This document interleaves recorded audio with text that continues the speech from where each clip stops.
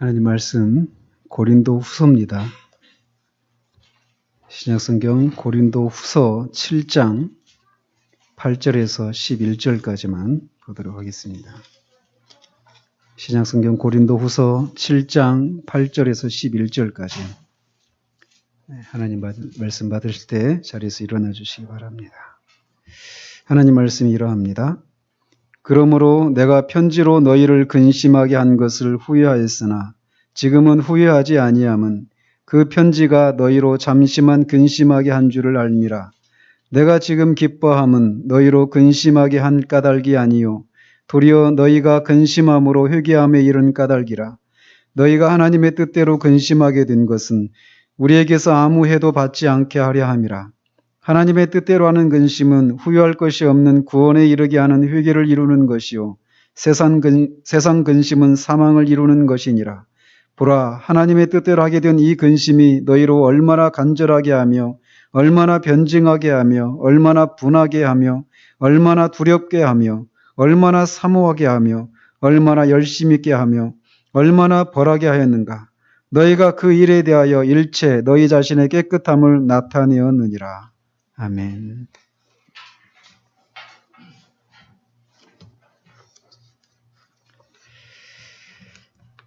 이제 5분여만 지나면 2013년이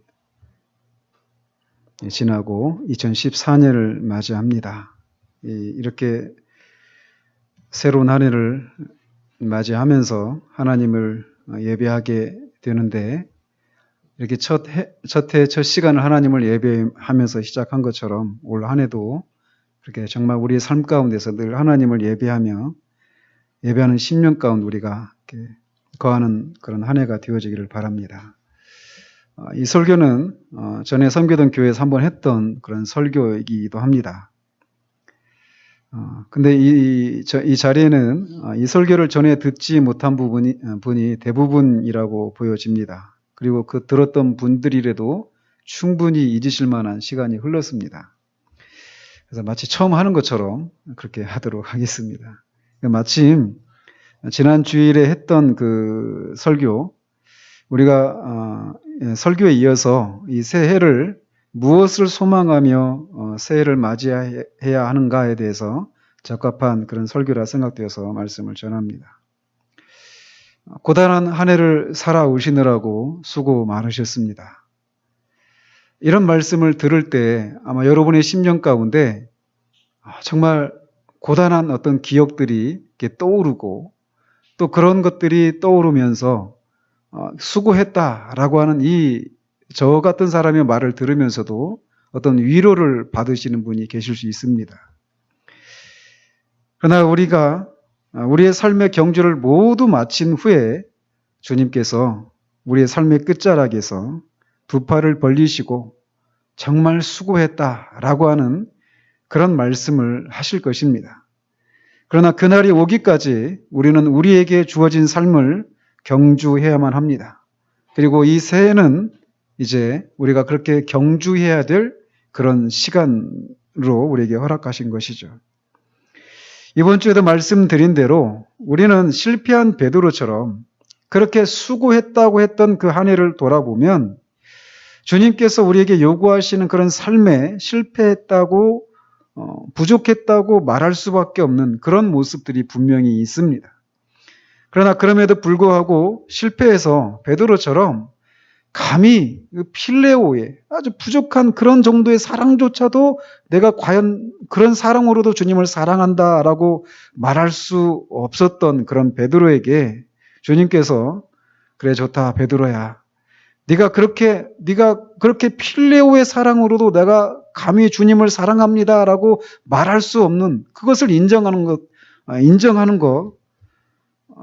것처럼 그렇게 부족한 사랑으로도 나는 너와 함께 하겠다. 그래서 내가 너를 사랑하는 그 완전한 사랑을 하는 것처럼 너가 나를 그렇게 사랑하는 사람으로 그렇게 이끌어 올리겠다라고 그렇게 말씀하시면서 베드로를 회복시키셨던 주님을 인해서 우리는 소망 중에 한 해를 시작할 수 있다라고 말씀을 드렸습니다. 그렇다면 우리는 무엇을 소망하면서 한 해를 시작해야 되는가? 올 한 해를 우리가 무엇을 소망하며 지낼 것인가? 라는 것입니다.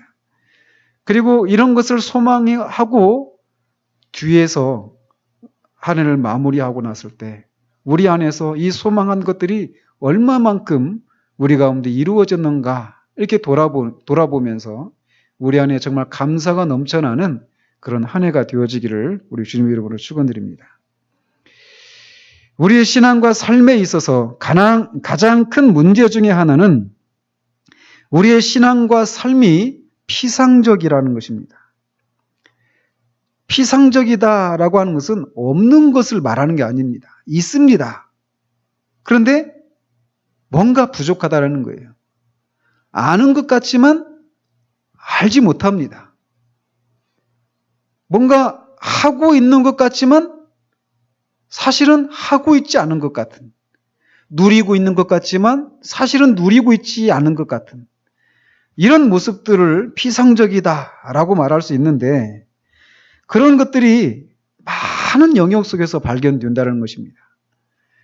예배를 드리지만 전혀 예배를 한 번도 드려본 적이 없고 기도를 하고 있지만 한 번도 기도를 해본 적이 없고 성도와 교제를 나누고 있지만 한 번도 그 교제 속에서 사람과 사람이 만나는 그런 교제를 나눠본 적이 없고 말씀을 읽고 있지만 그 말씀 속에서 하나님의 마음을 읽어내는 것이 무엇인지를 알지 못하고 또 우리의 일상의 삶에서도 그런 경우들을 허다하게 발견하게 됩니다.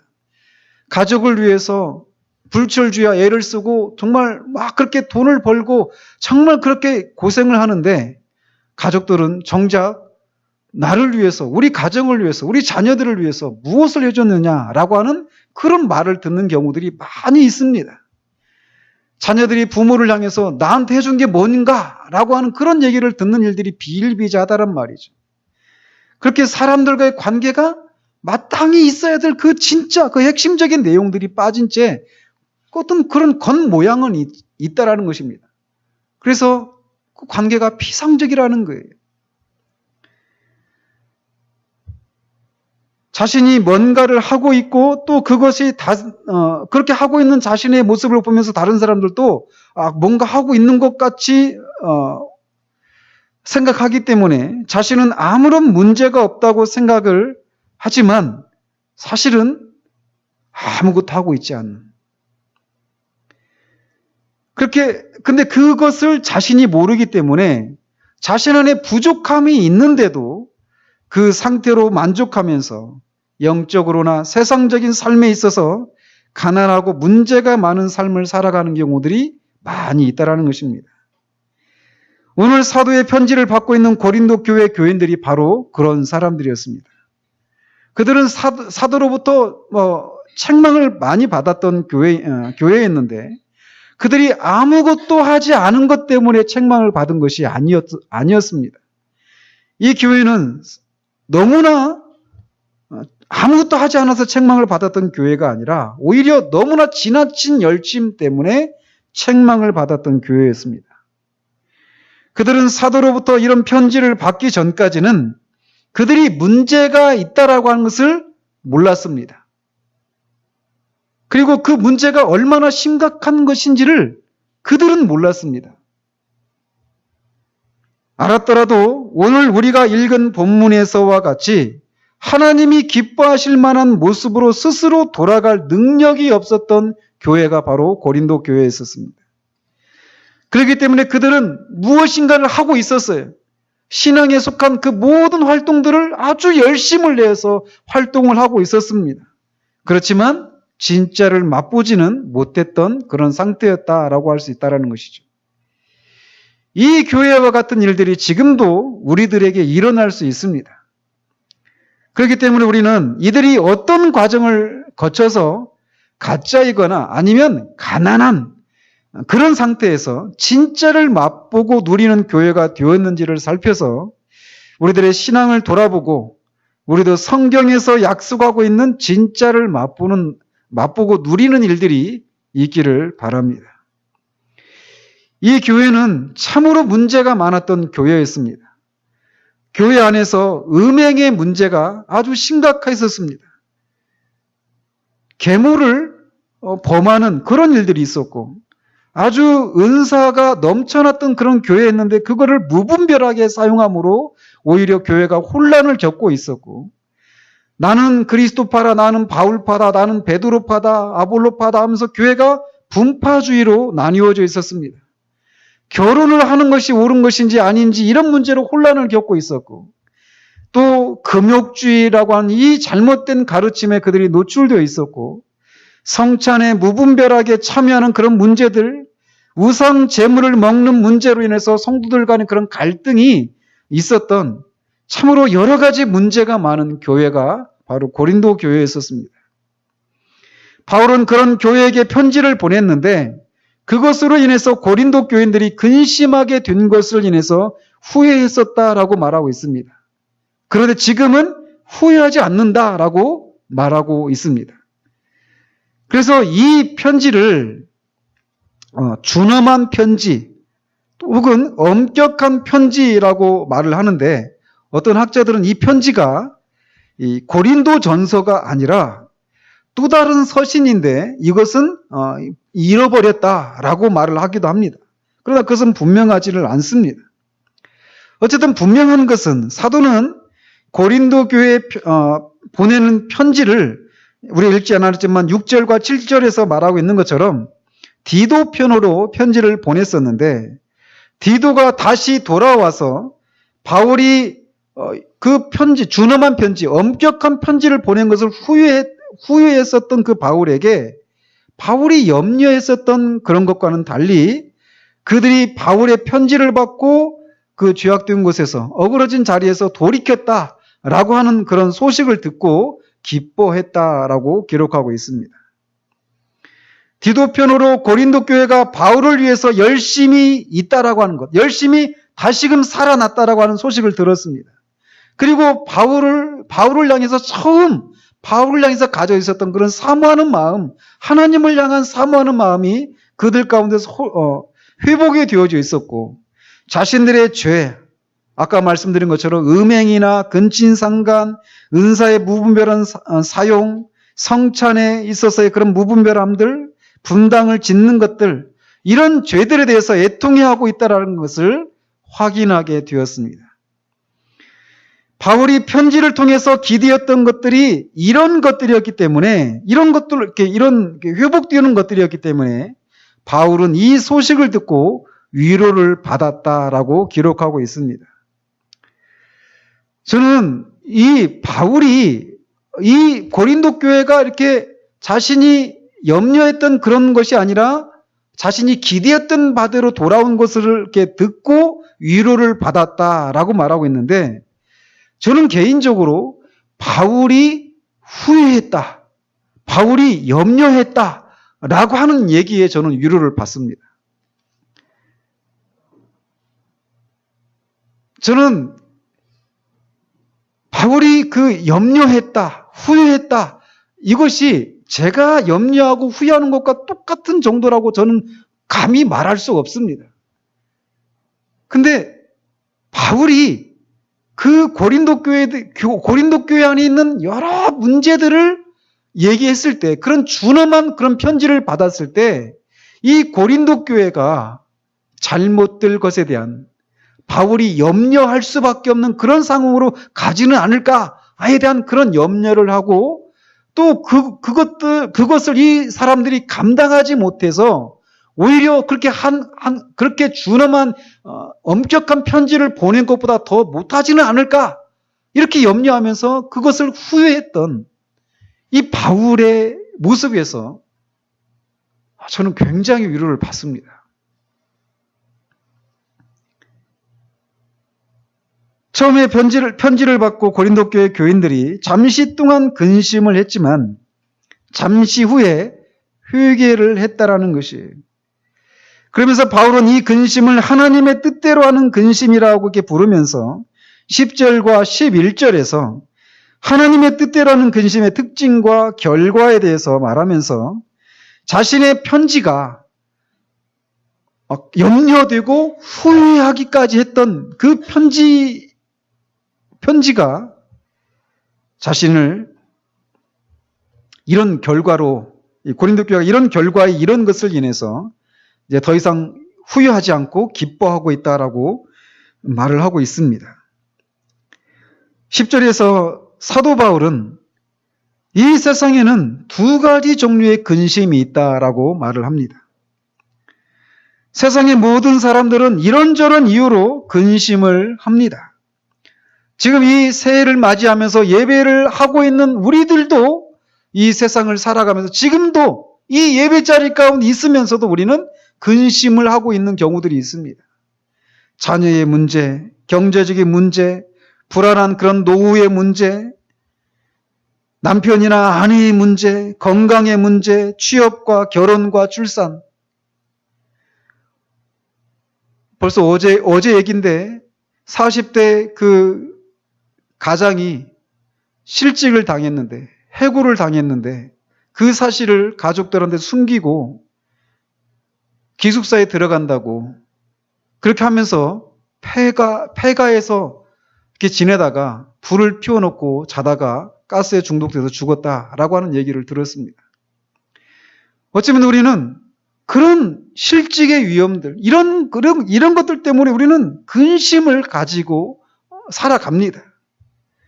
그렇게 사람들은 다양한 종류의 그런 종류로 근심을 하지만 바울은 이것을 다양한 종류의 근심을 단 두 가지로 분류를 합니다. 하나는 세상 근심, 하나는 하나님의 뜻대로 하는 근심, 이렇게 부릅니다. 이렇게 세상에는 다양한 종류의 근심이 있지만 오직 두 가지 종류의 근심밖에 없다라는 거예요. 하나님의 뜻대로 하는 근심이든지 세상 근심이든지. 그러면서 이 두 종류의 근심은 결과가 서로 다르다. 그것도 완전히 상반된다라고 말을 하고 있습니다. 하나님의 뜻대로 하는 근심은 후회할 것이 없는 구원에 이르는 회개를 이룬다라는 것입니다. 후회할 것이 없는 근심이라는 것입니다. 즉, 이것은 할 만한 가치가 있는, 아니 해야만 하는 근심이다라고 말을 하고 있다는 거예요. 하나님의 뜻대로 하는 근심이 바로 그런 것이라면 세상 근심은 사망을 이룬다라는 것입니다. 그러면서 사도는 그 하나님의 뜻대로 하는 근심의 특징을 11절에서 말을 하고 있습니다. 그 하나님의 뜻대로 하는 근심이 너희를 얼마나 간절하게 했는가라고 먼저 말을 합니다. 이것은 고린도 교인들이 잘못된 것들에 대해서 그 심각성을 진지하게 의식하고 그것들을 바로잡고자 하는 열심을 갖게 되었다라고 말을 하고 있습니다. 이렇게 하나님의 뜻대로 하는 근심이 그런 특징을 보인다라는 거예요. 또 그 하나님의 뜻대로 하는 근심의 두 번째 특징은 변증하게 한다. 열심을 내어서 변증하게 한다라고 말을 합니다. 즉 이것은 고린도 교인들이 자신들의 잘못을 인정하고 그들의 입장에 대해서 열심을 내서 탄원한다라고 말을 하고 있는 것입니다. 또 그 하나님의 뜻대로 하는 것임이 분하게 했다라고 말을 합니다. 즉 이것은 바울을 공격해서 그의 명예를 실추시킨 거짓 사도들에 대해서 고린도 교인들이 의분을 느끼게 되었다라고 하는 것을 말해줍니다. 과거의 고린도 교인들은 이 거짓 사도들의 가르침에 동조했거나 아니면 그들의 행위를 바울을 적대하는 그들의 행위를 그냥 방임을 했었는데 이제는 그 거짓 사도들에 대해서 이들이 의분을 느끼게 되었다라고 말을 하고 있다는 거예요. 또 두렵게 했다라고 말을 합니다. 이것은 고린도 교인들이 자신들이 이렇게 거짓 사도들의 가르침을 동조하거나 또는 방임한 그 결과 바울을 다시 볼 면목이 없는 것 때문에 두려워하거나 아니면은 이렇게 그 죄를 자신들이 간과해버린 것에 대해서 하나님의 진노와 징계를 받을 것에 대한 두려움을 그들이 표출했다라고 말하고 있는 것입니다. 또 사모하게 했다라고 말을 합니다. 이것은 복음을 심어준 바울을 진정한 사도로 받아들이며 예전처럼 신뢰와 사랑의 관계로 회복되기를 간절히 열망하는 것을 나타냅니다. 또 열심 있게 했다라고 말을 합니다. 즉 이것은 회개와 성결의 실천을 위해서 열심을 내는, 그리고 다시금 바울을 섬기려고 하는 열심을 내기 시작했다라고 하는 것을 말합니다. 또 얼마나 벌하게 하였는가라고 말을 합니다. 이것은 고린도 교인들이 바울을 공격한 자들과 교회 안에 죄를 범한 자들을 공의에 입각해서 처벌하는 것에 열심을 내었다라고 하는 것을 말합니다. 이런 모든 것을 통해서 고린도 교인들이 자신들의 죄에 대해서 일체 깨끗함을 보였다라고 말을 하면서 하나님의 뜻대로라는 근심의 특징을 이렇게 11절에서 열거를 하고 있습니다. 그런데 이렇게 하나님의 뜻대로 근심하는 그들의 모습 속에서 보이는 한 가지 어떤 특징이 있다라면 그것은 바로 진지함이었습니다. 우리가 세상적인 근심을 한다고 할 때도 우리들의 태도는 어떤 모습입니까? 우리가 자녀의 문제로 고민한다. 내가 건강의 문제로 근심한다. 불안한 노후 때문에 내가 근심한다 라고 말할 때 우리가 그런 것들에 대해서 설렁설렁하는 그런 태도를 보입니까? 결코 그렇지 않습니다. 만약 그런 것들에 대해서 우리가 설렁설렁한 이렇게 되었으면 좋겠다 아니면 말고 이런 것이라면 그것은 그 사람에게 아직 근심거리가 아니다라고 말할 수 있습니다. 그가 정말 그것이 근심거리다, 내가 정말 이것이 나한테 큰 고민이다 라고 말한다라면 그것은 그 사람이 그 문제가 해결되기 전까지는 결코 그 마음이 쉼이 없고 결코 설렁설렁한 태도로 그 문제들을 대할 수가 없을 것이에요. 그렇기 때문에 우리가 어떤 것이 우리에게 근심거리다, 고민거리다라고 말할 때는 그런 것을 대할 때 우리들에게서 보여지는 모습은 진지함이라는 것입니다. 세상적인 근심을 할 때에도 우리는 이런 진지한 태도를 보이기 마련인데 하물며 하나님의 뜻대로 하는 근심은 어떻겠습니까? 진지해지는 것은 너무나 당연한 것이다 라는 것이죠. 이런 진지함의 요소는 우리가 피상적인 신앙이 아니라 진짜를 맛보고 누리는 신앙생활에 있어서 자연스럽게 나오는 모습입니다. 고린도 교인들이 그런 진지함의 모습이 진짜를 맛보는 과정 속에서 회복이 되어졌다라는 거예요. 언제나 이 송구 영신 예배를 드릴 때 우리가 굉장히 졸린 시간에 예배를 드립니다. 그래서 실상 예배 시간이 그렇게 길지 않은데 막 다른 예배 때보다 굉장히 길게 느껴집니다. 지금 그러실 거예요. 그러나 우리가 힘을 내어서 이렇게 말씀을 들을 수 있기를 바랍니다. 이 사람들은, 고린도 교인들은 자신들이 최고로 신앙생활을 잘하는 줄 알았던 사람이었습니다. 고린도전서 1장에 의하면 그들은 모든 은사에 부족함이 없었다라고 하는 칭찬을 받았습니다. 아까 앞에서도 말씀드린 것처럼 고린도 교회가 많은 문제가 있었던 교회예요. 그런데 오늘날에 이런 교회들을 찾아볼 수가 없습니다. 어떤 교회에 있는 성도들이 막 모든 은사에 충만한 그런 교회의 모습을 얼마나 자주 우리가 이 시대 가운데 찾아볼 수 있습니까? 사람들이 막 너나 할 것 없이 다 방언을 합니다. 또 어떤 사람들은 막 예언을 합니다. 우리 모든 사람들이 방언을 하고 예언을 하고 이런 건 아니지 않습니까? 또 이들은 모든 언변과 모든 지식에 풍족했다라고 하는 칭찬을 받았던 사람들이었어요. 즉 오늘날로 말하면 자신들이 믿는 것이 무엇인지에 대해서 어떤 분명한 그런 지식이 있었고 이것들을 아주 논리적이고 설득력 있게 다른 사람들한테 말할 수 있는 그런 사람들이었다라는 거예요.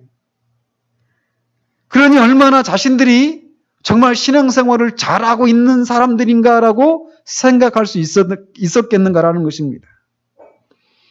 그런데 사도로부터 성령의 은사에 대해서 바른 말씀을 듣고 보니까 자신들의 예배드리는 모습이 부끄러워지기 시작했던 것이죠. 성찬에 참여하는 자신들의 안일한 모습을 부끄러워하게 되고 분파를 지어서 교회 생활하고 있는 것과 교회 안에 음행하는 사람들이 있었는데 그것을 방관하고 성도들 간의 문제를 세상 법정에서 해결하라고 했던 그런 것들을 부끄러워하기 시작했습니다. 그래서 그들은 11절에 나오는 것처럼 자신들의 삶을 돌이키기 시작한 것입니다. 그런 과정에서 나타나는 전반적인 모습이 한마디로 진지함이었다라는 것입니다. 그러므로 우리는 신앙생활이 있어서 진짜를 맛보기를 원한다라면 이런 진지함이 회복이 되어져야 한다라는 거예요.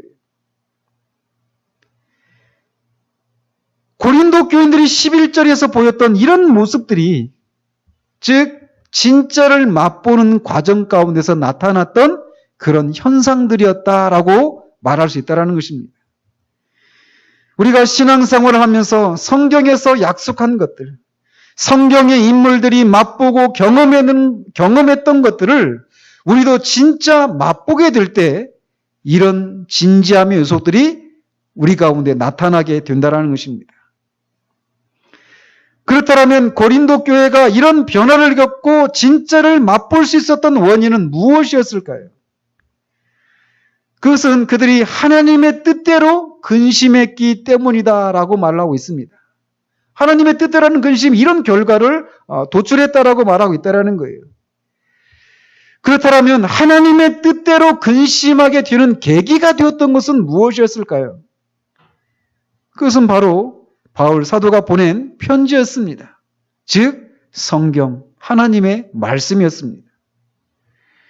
그들이 하나님의 말씀을 받고 그 말씀의 빛으로 자신들을 비추고 자신들의 신앙생활들을 정직하게 들여다보았을 때 그들은 자신들이 얼마나 성경에서 멀리 가 있었는지, 그리고 그것 때문에 하나님의 말씀에 약속된 것들을 진짜 맛보고 누리고 있지 못하고 있다는 것을 깨닫게 되었던 것입니다.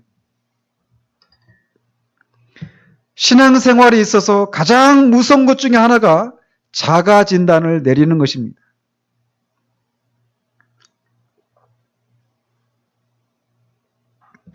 자기 자신에 대해서 자기가 다 안다고 생각하는 것 같이 어리석고 무서운 것이 없습니다. 더더욱 신앙생활에서는 그렇습니다.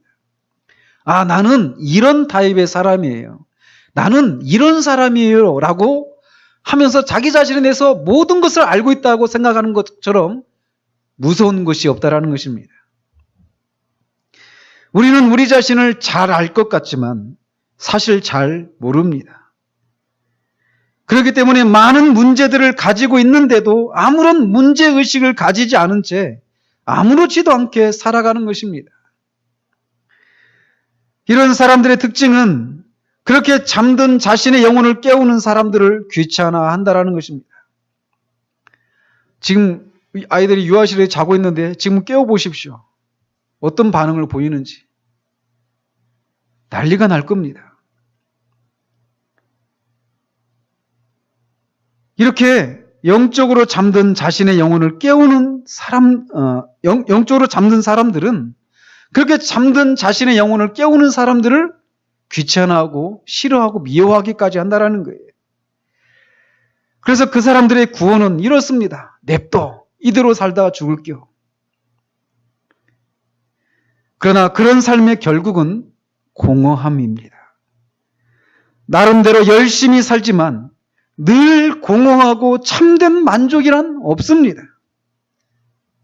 흔히들 삶에 재미가 없다라고 말하는데 바로 이런 이유들 때문에 그렇다라는 거예요. 그러나 하나님의 뜻대로 하는 근심을 하게 되면 결코 삶이 무미 건조하지 않습니다. 신앙생활이 무미 건조하지 않습니다.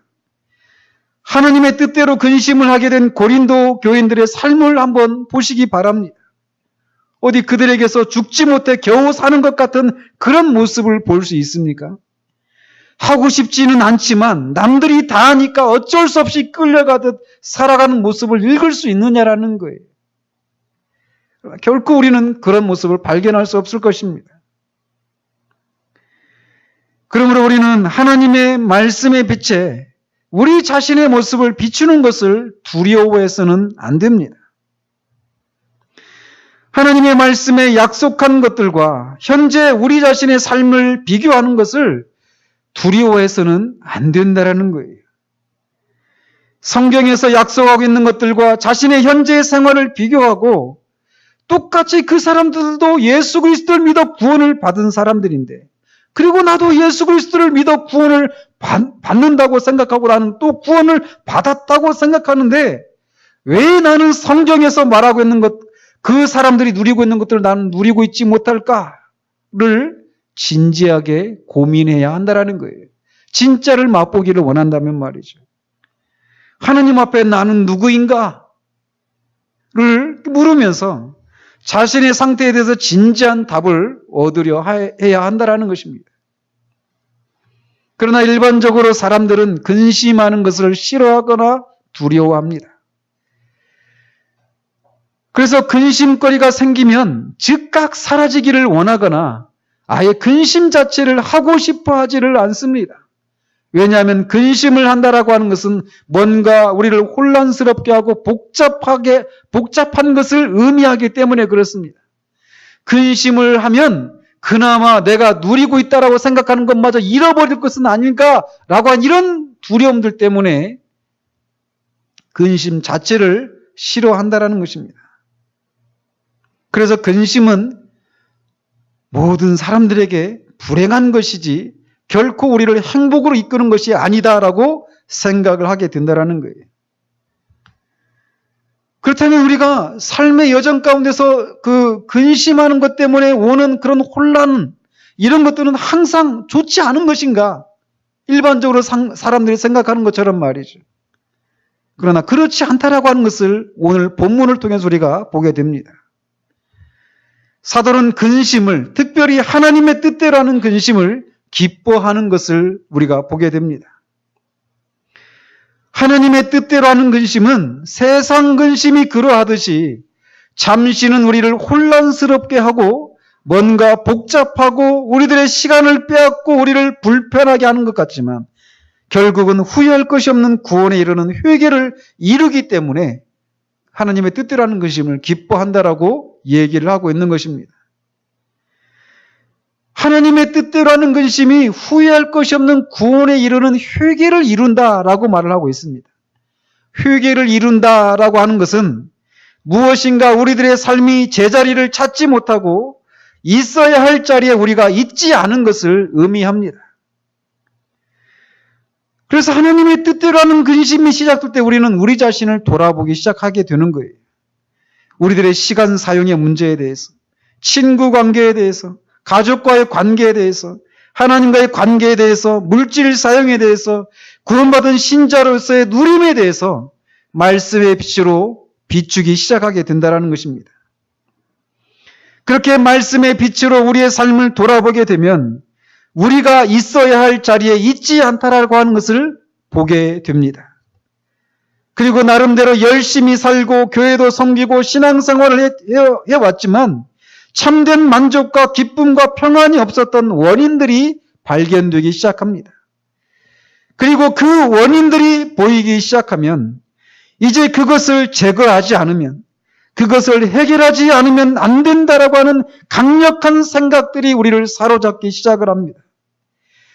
그래서 모든 일의 원인이시고 유일하고 참된 해결자이신 하나님을 비로소 찾게 된다라는 것이, 그런 선하신 하나님은 반드시 하나님의 영광을 위하여 우리로 하여금 참된 평안을 누리지 못하도록 만드는 문제들을 해결하도록 해주십니다. 그렇게 하나님의 도우심을 통해서 우리 안에서 그것들이 제거되거나 해결이 되면 우리는 비로소 우리들의 삶이 제자리를 찾게 되는 것을 발견하기 시작합니다. 삶이 마땅히 있어야 할 자리를 찾아 돌이키게 되면 비로소 삶의 참된 만족과 기쁨과 평안이 찾아오기 시작하는 것입니다. 그런데 이렇게 말씀의 빛으로 보기 전까지는 우리는 전혀 문제의식을 느끼지 못합니다. 따라서 하나님을 전적으로 구하지 않게 됩니다. 사도의 편지를 통해서 자신들이 얼마나 말씀에서 멀어져 있는지를 깨달아야만 했던 고린도 교인들처럼 그렇게 우리는 하나님을 찾지 않게 된다는 거예요. 그러므로 말씀을 통해서 자신이 지금 드리는 예배와 성경에서 말하고 있는 예배하고를 비교해야만 합니다. 자신의 기도 생활과 성경의 기도의 사람들의 그 모습을 비교해야 되고 구원에 대해서도 우리는 비교를 해봐야 합니다. 왜 나는 성경에서 말하고 있는 것들을 누리지 못할까를 모든 방면에서 우리는 고민을 해야 한다는 거예요.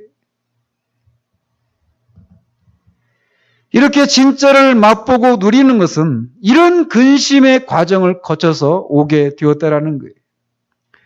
즉 고린도 교인들은 이렇게 사도의 편지를 받고 근심을 시작했고 그 근심은 결국 11절의 모습으로 이어졌고 결국 신앙의 진짜를 맛보게 되었다라는 것입니다. 그런데 우리는 하나님의 뜻대로라는 근심에 대해서 처음 믿는 사람이나 하는 것처럼 생각하기 쉽습니다.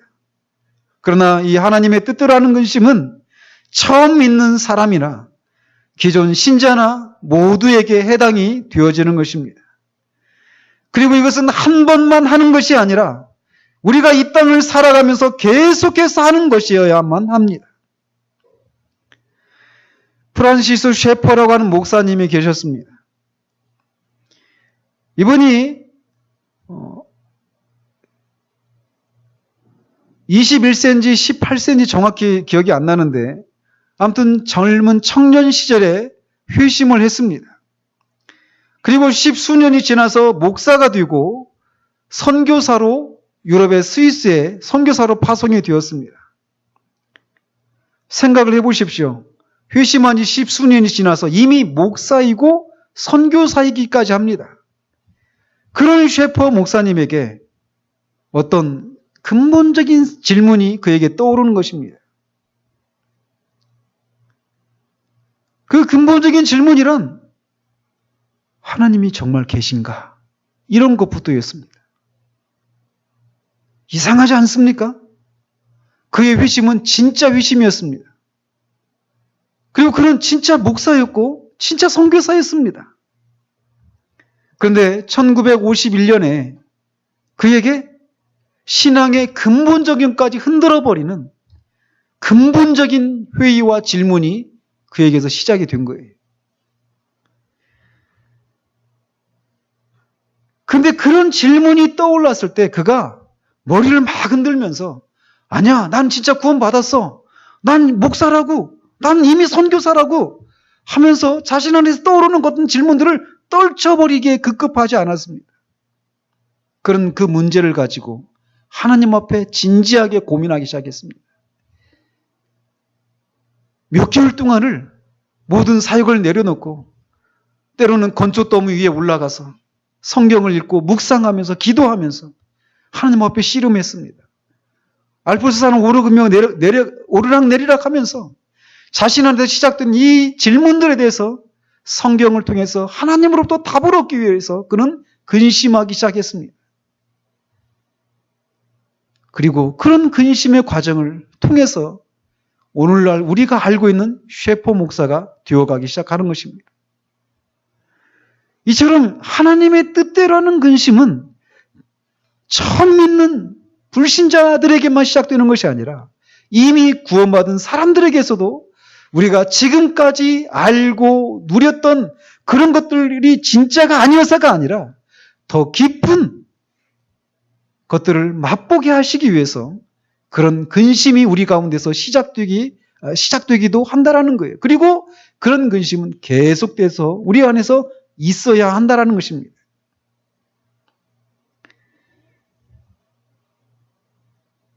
그리고 이런 얘기를 했을 때 신앙적인 고민을 하는 것과 지금 당장 우리가 직면한 문제들, 지금 당장 어떻게 먹고 살 것인가, 가정 안에 있는 그런 남편과 아내와 자녀들의 그런 문제들, 속을 썩이고 있는 자녀들, 직장에서 내가 안전하게 살아남을 것인지, 과연 승진을 할 것인지, 진학을 할 것인지, 고부 간의 그런 갈등들, 건강의 문제들, 이런 모든 문제들이 내 신앙적인 그런 고민들과 무슨 상관이 있는가? 라고 생각을 할 수도 있습니다. 그래서 이런 말씀을 들으면서도 아이 목사님 제 입장이 돼 보세요. 목사님이 모르셔서 그렇지 제가 처한 상황을 알면 아마 그런 말씀 못 하실 겁니다. 신앙의 문제하고 내가 지금 당장 처한 문제하고 무슨 상관이 있습니까? 이렇게 생각을 하실 분들도 계실 거예요. 그러나 이것을 우리가 분명히 알아야만 합니다. 하나님의 백성은 이 세상에서 정말 독특한 사람들입니다. 하나님의 백성을 여러 가지로 다양하게 정의할 수 있겠지만 이런 근심의 문제와 관련해서 말씀을 드리자라면 하나님의 백성들은 하나님과의 관계에서 막힘이 없고 하나님이 주시는 은혜를 우리가 누리고 있다라면 다른 문제들이 문제가 안 된다라는 것입니다. 이것이 하나님의 백성에 대한 어떤 여러 가지 정의 중에 하나라고 할 수 있다라는 거예요. 그래서 하나님의 뜻대로 하는 근심을 우리가 시작하게 되면 우리들의 삶은 역동적이 되기 시작합니다. 그리고 이전에는 생각할 수도 없었던 능력들을 발휘하는 우리 자신들을 발견하기 시작합니다. 이전에는 우리의 삶 속에서 그렇게 많은 시간들이 줄줄 새어나가고 있었는지를 모르다가 하나님의 뜻대로 하는 근심을 하게 되면 우리들의 시간 사용에 변화가 오기 시작합니다. 그래서 삶에 규모가 있게 되고 질서가 생기게 됩니다. 친구들과의 수다로 오락으로 헛된 것들에 대한 관심으로 흘려보냈던 시간들을 마땅히 써야 할 곳에 쓰기 시작합니다. 그리고 우리의 삶을 돌이켜야만 할 곳으로 돌리게 되면 하나님께서 우리의 삶을 인도하는 것을 보게 됩니다. 하나님이 지혜를 주시는 것들을 발견하기 시작합니다.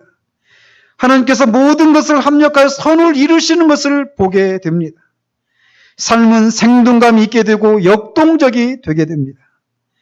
하나님이 만드신 자연을 보면서 아름다움을 느끼지 못하고 일상의 삶의 아름다움과 여유로움을 느끼지 못하던 심령에 여유로움이 찾아오고 삶의 찬가가 터져 나오기 시작을 합니다. 지금까지 자신이 불행한 것은 속을 썩이는 남편이나 아내나 자녀라고 생각을 했지만 또 건강이 문제고 돈이 문제고 외모가 문제였고 많이 배우지 못하는 것이 문제였고 그것이 나를 불행하게 만든 것이었다라고 생각을 했었지만 이런 피상적인 진단이 아니라 말씀의 빛으로 모든 문제의 근본적인 원인을 발견하고 그것을 제거하는 과정에서 하나님의 뜻대로 근심하는 일들이 생기게 될 때 우리는 이런 것들은 그저 겉으로 드러난 원인들이었고 그것들보다 더 근본적인 것이 바로 하나님과의 관계의 문제였음을 발견하게 됩니다. 그리고 그 관계를 회복하기 위해서 회개하며 삶이 조정될 때 우리는 지금까지 우리가 문제로만 여겨졌던 것들이 사실은 더 이상 문제나 근심거리가 아니라고 하는 것을 발견하게 된다는 거예요. 오히려 이런 것들이 하나님께서 우리를 하나님께로 돌이키시도록 하기 위한 위장된 축복이었음을 발견하기까지 됩니다. 그러니 이 새해에는 신앙에 속한 모든 것들에 대해서 진지하게 고민하는 한 해가 되어지기를 바랍니다. 나는 과연 구원을 받았는가? 아니, 하나님은 계신가? 그리고 이 책이 과연 하나님의 말씀인가? 예수님이 어떤 분이신가? 나는 그 앞에 누구인가? 나는 왜 사는가? 나는 무엇을 위해서 사는가? 구원을 받는다라고 하는 것이 무엇인가? 구원받은 사람은 어떤 사람들인가? 나는 하나님의 사랑을 아는가? 말씀을 경험한다고 하는 것이 무엇인가? 기도 가운데 하나님의 뜻을 분별하고 기도의 응답을 받는 것이 무엇인가? 성령의 인도하심을 받는 것이 무엇인가? 그 하나님과 동행하는 것이 또 무엇인가? 이외에도 숱한 신앙에 속한 것들에 대해서 질문들을 던지고 하느님으로부터 답을 얻기까지 쉴 수 없다라고 하는 그런 진지한 추구들이 우리 모두에게 있기를 바랍니다. 신앙의 문제가 해결되면 우리의 삶은 실상 그렇게 우리가 생각하는 것처럼 우리를 불행하게 하는 것들이 아니라고 하는 것을 알게 됩니다.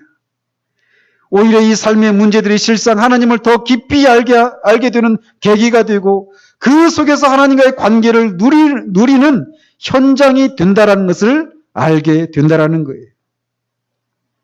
저는 우리 모든 교우들이 새해는 모두 잘 되기를 바랍니다.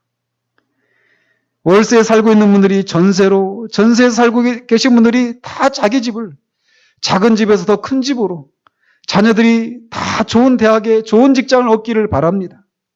모두 건강하시기를 바라고 하시는 사업들이 다 번창하시기를 바랍니다. 정말 그런 일들이 있기를 바랍니다. 정말 안정적인 직장을 구하기를 바라고 좋은 가정을 이루시기를 정말 바랍니다. 그러나 어쩌면 이 새해도 우리는 지난해처럼 우리의 삶은 여전히 고달프고 여전히 개선되지 않은 그런 모습으로 우리가 살아가게 될지도 모릅니다. 그러나 그 속에서 그저 힘들어하면서 근심하다가 실패와 사망으로 이어지는 그런 삶을 사는 그런 우리가 되지 않기를 바랍니다. 그 모든 것들 속에서 하나님의 뜻대로 근심하는 일이 있어서 신앙의 삶의 모든 면에서 진짜를 맛보는 일들이 있기를 바랍니다. 저는 우리 교회적으로도 그런 일들이 있기를 바랍니다. 우리 개인적으로 뿐만 아니라 우리 교회적으로도 그런 일들이 있기를 바라요. 벌써 작년이죠. 몇 시간 전에 나눴던 얘기가 벌써 작년입니다. 우리가 작년에 나눴던 얘기 중에 승기 집사님이 했던 얘기를 저는 작년인데도 아직 생생합니다. 기억에.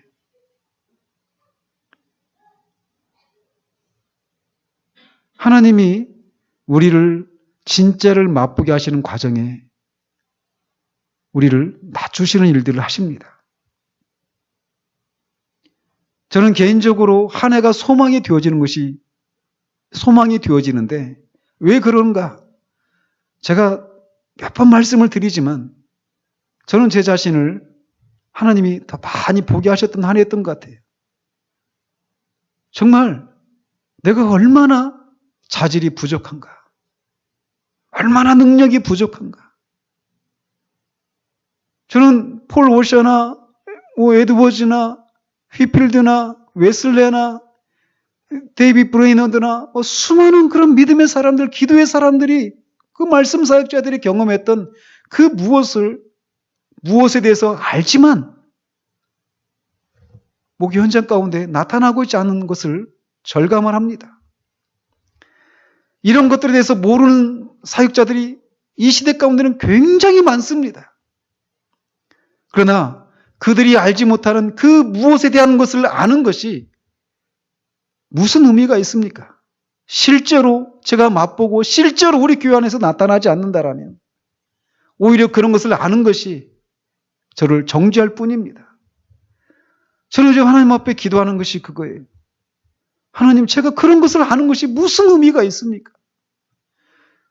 우리 교회 안에서 그런 일들이 일어나지 않는다라면 그렇게 정말 하나님의 성령께서 역사하셔서 정말 그렇게 많은 죄인들이 회심하고 그 교회가 하나님의 성령의 임재로 충만한 그런 상태를 누리는 그런 역사들에 대해서 다른 사람이 알지 못하는 저는 그것을 아는 것이 무슨 의미가 있습니까? 실제로 우리 안에서 경험되는 것이 아니라면. 그래서 그것을 진짜로 알지 못한다라면 저는 아무것도 아니고 이런 상태로 계속 간다라고 하는 것은 오히려 하나님의 영광에 누를 끼치는 것이지 않습니까? 그거를 절감하게 했던 한 해였던 것 같습니다. 그러나 감히 저는 바닥을 쳤다라고 말씀을 드릴 수 없습니다. 그것에 대해서 저는 자신할 수 없습니다. 그러나 분명한 것은 하나님께서 그것들을 보게 하시기 시작했다라는 거예요. 그런 면에서 올 한 해가 소망이 된다라는 것입니다.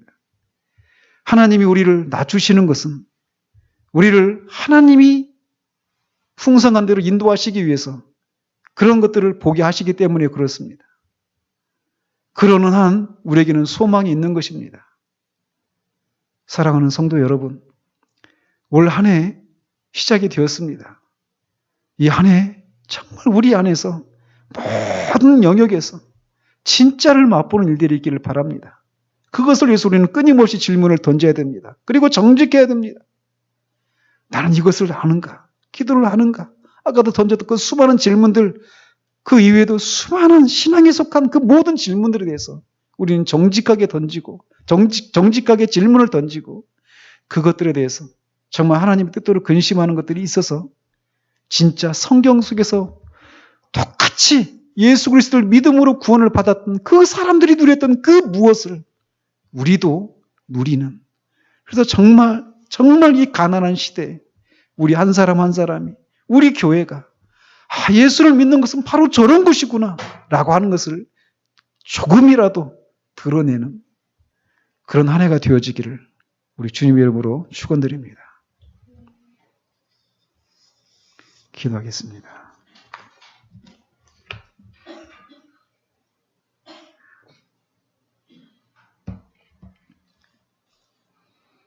사랑이 많으신 하나님 아버지, 감사합니다. 다른 무엇보다도 우리가 지금 살아있다라고 하는 것을 감사를 드립니다. 주님, 정말 우리가 이 시간 살아있지 못하다라면 이 모습 그대로 주님 앞에 가게 된다라면 참으로 부끄럽기 짝이 없음을 주님 앞에 고백을 드립니다. 주님을 위해서 우리가 무엇을 했는가 돌아볼 때 정말 그 한 가지를 생각할 때 부끄럽기 짝이 없습니다. 어쩌면 우리 중에는 이대로 주님이 부르신다라면 주님 앞에 설 수 없는 사람도 있을 수 있습니다. 그런 면에서 우리에게 삶의 기회를, 구원을 받을 수 있는 기회를, 또 주님을 위해서 살 수 있는 기회를 허락하신 것을 인하여 주님 앞에 감사를 드립니다. 하나님 아버지, 이 새로운 한 해가 우리에게 주어졌습니다. 이 한 해를 이제 우리가 정말 어떻게 그려나갈지, 주님은 우리에게 어떤 기대하는 것들을 가지고 계시는데 이 한 해를 살아가고 나서 우리가 손익계산표를 작성하게 된다라면, 손익계산서를 작성하게 된다라면 정말 주님을 기쁘시게 해드릴 만한 많은 성장과 변화들이 우리에게 있는 한 해가 되어지기를 소원합니다. 하나님 아버지, 정말 이 한 해 다른 무엇보다도 우리 모든 교우들이 성경 속에서 예수 그리스도를 믿는 자들에게 약속하신 그 복을, 또 성경 속에 속했던 많은 사람들이 누렸던 그 복을, 또 교회 시대 가운데 많은 하나님의 사람들이 누렸던 그 복들을 우리가 정말 누리는 일들이 있기를 소원합니다. 이미 어떤 부분에서는 그들이 누렸던 것들을 우리가 누리고 있지만 그리스도를 통해서 우리에게 주시고자 하시는 그 복락을 생각할 때 우리는 과연 누렸는가? 라고 하는 그 질문 앞에 정말 우리가 쉽게 누렸다라고 말할 수 없는 그런 부요함과 그런 가난함 사이에 우리가 있음을 주님 앞에 고백합니다. 이 한 해를 살아가면서 성경을 통해서 우리에게 약속하신 그 모든 것들을 정직하게 우리 자신을 비추는 데 사용되게 하시고 정말 말씀의 빛에 비추어서 우리의 그 있는 모습을 비추고 아직도 이런저런 부분에서 그것들에 이루지 못한 우리들의 모습을 인하여서 우리가 정말 진지하게 정말 하나님의 뜻대로 근심하는 일들이 시작될 수 있도록 주님 도우셔서 정말 후회할 것이 없는 구원에 이르는 회개를 이루고 참된 것들을, 진짜들을 누리는 일들이 있을 수 있도록 주님 도와주시기 원합니다. 그리하여서 하나님의 뜻대로라는 근심의 그 결과로 인하여서 우리가 지금까지 겉으로 드러난 여러 가지 그런 문제들이 우리를 힘들게 하고 우리를 지치게 하고 우리를 불행하게 만들었다라고 생각했던 그런 것들이 실상은 그렇지 아니하고 우리가 그런 것들을 넉넉히 지고 가며 오히려 그런 것들 속에서 하나님을 더 깊이 알고 하나님을 만나는 그런 위장된 축복이었음을 발견하는 길까지 나아가는 우리 모두 될 수 있도록 주님 도우시기를 원합니다. 그리하여서 2014년에 정말 우리 교우들 모두가 또 우리 교회가 정말 하나님이 얼마나 우리의 삶 가운데 놀라운 일들을 행했는가를 올해보다도 더 풍성하게 고백할 수 있는 일들이 있기를 소원하옵고 우리 주 예수 그리스도 이름으로 기도합니다. 아멘.